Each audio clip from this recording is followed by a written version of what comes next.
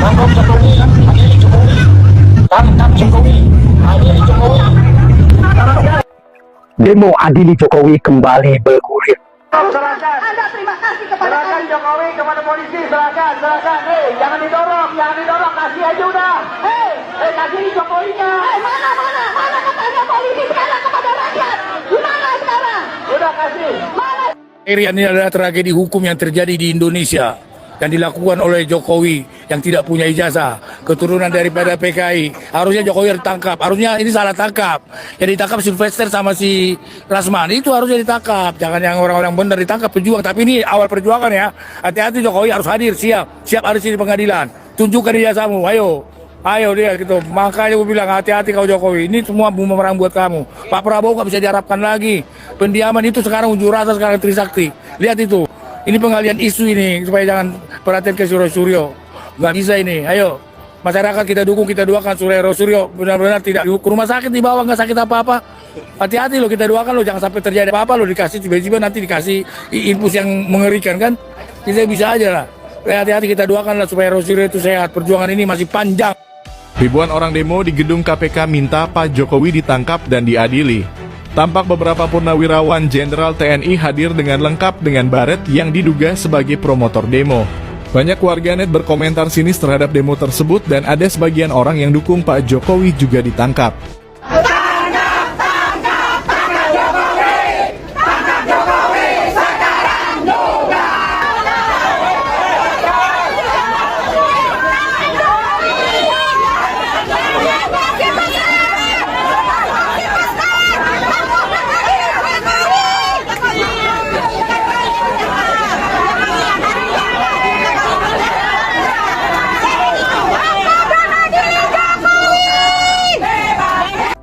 Tangkap Jokowi, adili Jokowi. Tangkap Jokowi, adili Jokowi. Demo adili Jokowi kembali bergulir. Karena memang selama ini kasus-kasus yang menyentuh Jokowi tidak pernah diutak-atik. Ditambah lagi kasus ijazah palsu yang berlarut-larut lebih dari 2 tahun. Tapi belum juga menemui titik temu yang pasti. Jokowi sudah berkali-kali mengatakan akan menunjukkan ijazah aslinya di depan pengadilan. Tapi di pengadilan CRS Solo tidak pernah hadir menunjukkan ijazahnya.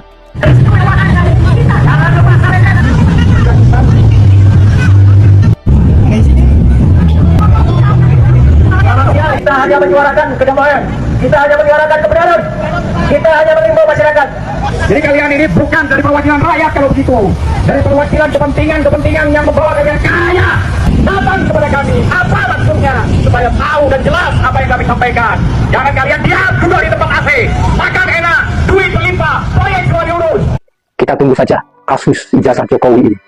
Para aparat harus jujur, kalau asli ya asli, kalau memang palsu atau Jokowi itu tidak memiliki ijazah yang sah dari UGM, maka harus berani mengakui.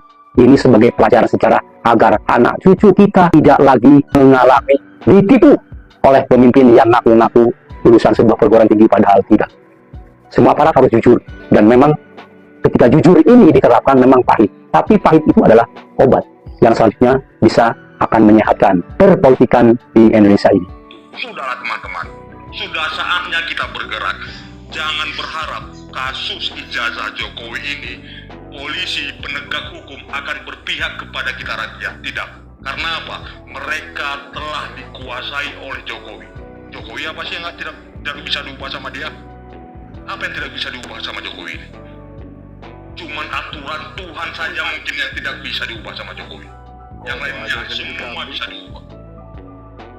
Jadi itu Bang Host dari saya. Intinya salam dari negara Aceh Merdeka. Terus semangat bagi saudara-saudara kami Indonesia untuk mendapatkan, untuk menuntut keadilan, agar keadilan berpihak kepada saudara-saudara kami di sana. Terima kasih Host. Saya mendukung perkataan daripada RR ini. Kenapa? Karena RR ini sudah merasa sangat jengkel, sangat marah dengan sikap pemerintah Indonesia kepada rakyatnya. Kita paham itu. Jadi banyak orang yang tidak suka dengan apa perkataan RR ini. Tetapi apa yang dikatakan RR ini benar.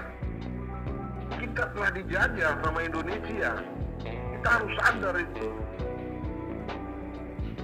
Kalau memang kita tidak dijajah, kita tidak mungkin kita seperti ini. kita akan diberikan kesejahteraan, kemakmuran, dan kita akan diberikan keadilan sosial bagi rakyat seluruh Indonesia. Apa itu kita dapat? Nggak ada. Kita nggak dapatkan itu, termasuk di dalam hukum. Nggak kita dapat, karena kita dijajah. Apa yang dikatakan RR itu benar, jadi jangan sakit hati dengan apa yang perkataan RR. Kita harus sadar bahwa saat ini kita telah dipermainkan oleh penguasa. Kita telah ditipu daya oleh penguasa. Sebenarnya memang sudah saatnya kita harus berbuat, kita harus bertindak. Jangan sampai setelah negara ini hancur, miskin, baru kita bertindak. Untuk apa? Untuk apa kita bertindak kalau sudah hancur lebur? Sebelum hancur kita bertindak. Itu yang saya maksud. Sebelum hancur kita bertindak. Bukan saya tidak suka dengan negara Republik Indonesia ini. Bukan saya benci kepada negara Republik, tidak. Kita di sini cinta sama Republik Indonesia ini, tetapi pejabatnya merasa ini punya dia. Negara ini punya dia. Dia tidak sadar dia yang gaji itu rakyat. Ya, kita rakyat, kita yang menggaji mereka semua, tetapi seakan-akan mereka itulah yang penguasanya. Kita dipermainkan, diberikan tipu daya, dipermainkan. Kenapa? Karena Indonesia mempunyai sistem pemerintahannya penjajah, menipu rakyat sendiri, menjajah rakyat sendiri, dan tidak ada hukum ataupun keadilan itu berpihak kepada rakyat. Nggak ada, berpihak kepada penguasa semua, termasuk kepada TNI, Polri, semua berpihak kepada mereka. Kita nggak ada dapat apa-apa karena kita dijajah. Terima kasih, host. Oke, Bang Ersel, sebelum ditanggapi, saya sapa Bang Radit dulu. Bang Radit, selamat malam. Assalamualaikum. Assalamualaikum. Waalaikumsalam. Siap, Bang. Oke, Bang, silakan. Abang mau membantah atau mau menarasikan tentang situasi penegakan hukum di Indonesia? Silakan. Oke, Bang. Makasih ya, Bang. Pertama, memang kita tidak dikasih pilihan lain, Bang, untuk mempercayakan proses penegakan hukum ini kepada instansi yang sudah yang sudah diamanahkan oleh konstitusi. Ketika ngomong penegakan hukum, ya kita harus acuannya adalah polisi, acuannya adalah kejaksaan, acuannya adalah pengadilan. Cuman karena ketidakadaan keterpilihan opsi-opsi yang lain ini, bukan berarti kita harus percaya ansih penuh terhadap mereka semuanya. Tetap kita harus memberikan ruang keyakinan untuk tidak percaya kepada proses yang dijalankan oleh kepolisian. Karena begini bagi saya, Bang, kalau kita ini beralibi, ini sudah masuk proses hukum, ini sudah masuk sudahlah, percaya kepada siapa lagi kalau kita tidak percaya sama Polri.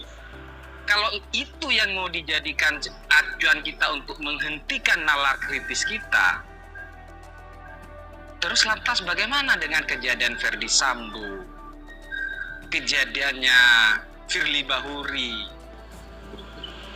Apakah kita juga masih tetap harus dituntut untuk percaya sama mereka, sama kepolisian? Makanya ruang-ruang untuk tidak percaya ini tetap kita harus bina terhadap sesuatu hal yang memang berpotensi untuk melakukan kesalahan. Nah, apa yang terjadi dalam kasus Rosuryo ini ya, bagi saya, Bang, kejanggalan-kejanggalan proses itu mulai dari awal sudah banyak sebenarnya.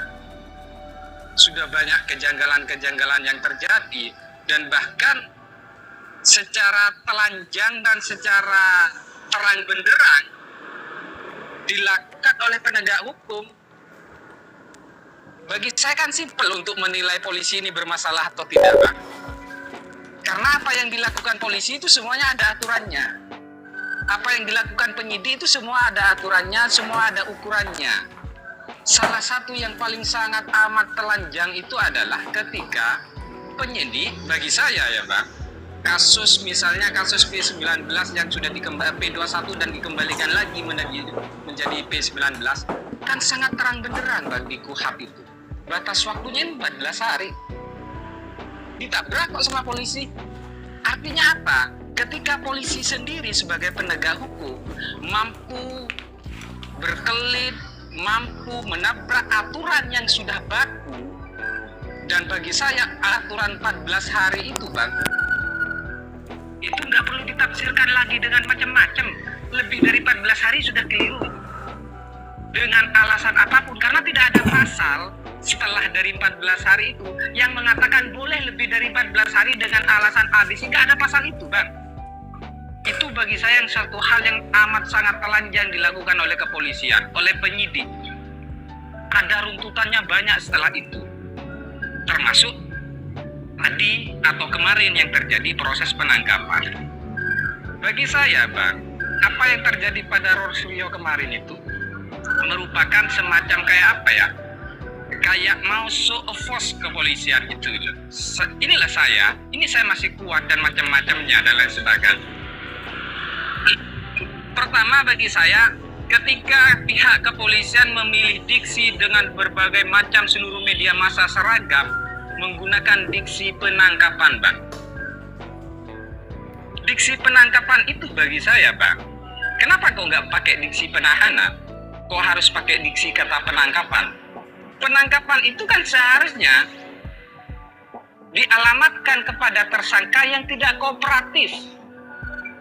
Dipanggil tidak hadir, dipanggil lagi tidak hadir, baru dilakukan upaya jemput, upaya paksa dengan bahasa penangkapan tadi. Tapi apa yang dilakukan Rosuryo selama ini, dia wajib lapor dia laksanakan, tiap minggu dia hadir.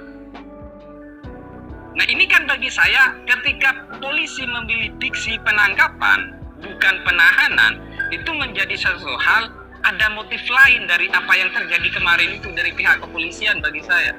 Motifnya sudah berbicara bukan motif hukum lagi apa yang dilakukan kepolisian.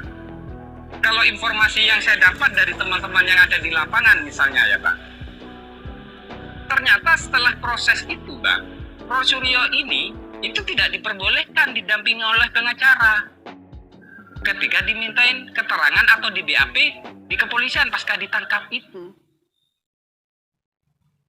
Nah ini kan sudah jelas ada suatu hal yang bersifat pelanggaran juga yang dilakukan oleh kepolisian ya. Toh kalaupun itu mau dibenarkan proses BAP itu Bang, ini tambah kejanggalan lagi bagi saya. Coba kita pikir begini sederhananya Bang. Kasus ini katanya sudah P21. Artinya ketika sudah P21, proses penyidikan dan permintaan keterangan melalui proses BAP itu kan sudah selesai Bang. Tidak ada proses BAP lagi. Tapi dari teman-teman yang ada di lapangan kemarin, Rosuryo itu masih dilakukan proses BAP Bang. Lantas pertanyaan saya sederhananya adalah, lah BAP untuk apa lagi ini? Gitu. Kan berkas penyidikan sudah dilimpahkan ke kejaksaan. Terus BAP ini mau dibuat apa ketika Rosuryo kemarin pasca ditangkap masih dilakukan proses BAP? Makanya kejanggalan-kejanggalan demi kejanggalan itu, selain dari proses yang paling amat sangat kentara ini adalah kejanggalan dari rentan waktunya yang begitu panjang, hampir 1 tahun hanya urusan masalah pencemaran nama baik ini ya. Ini kan mempertebal keyakinan banyak orang, memang ini sudah bukan apa ya, ya kalau kasus hukum iya bagi saya. Tapi kasus hukum yang ditunggangin kepentingan politik, kepentingan kekuasaan, amat sangat kentara di sini. Dan terakhir begini bagi saya, ketika masih ada mencoba menarasikan seperti tadi Bang Imron ya, mengatakan ini adalah data pribadi. Sudah telat Bang sampai diskusi data pribadi sekarang, sudah ada putusannya itu sudah bukan data pribadi. Terus landasannya apa Anda sekarang mau mengatakan data pribadi? Sudah diputuskan oleh KIP. Kalau Anda masih memperdebatkan itu, jangan naik koma, Anda telat berarti informasinya. Ini sudah putusan KIP, dokumen pendidikan Jokowi itu adalah dokumen publik. Putusannya putusan hukum. Kok masih ditarik ke sana urusan data pribadi? Kalau mau ditarik ke sana urusan pribadi itu Bang, pertama kali yang harus dihukum itu adalah Dian Sandi yang mengupload data pribadinya Jokowi yang sebelumnya tidak boleh diupload. Kan begitu logika sederhananya. Tapi Dian Sandi biasa-biasa saja.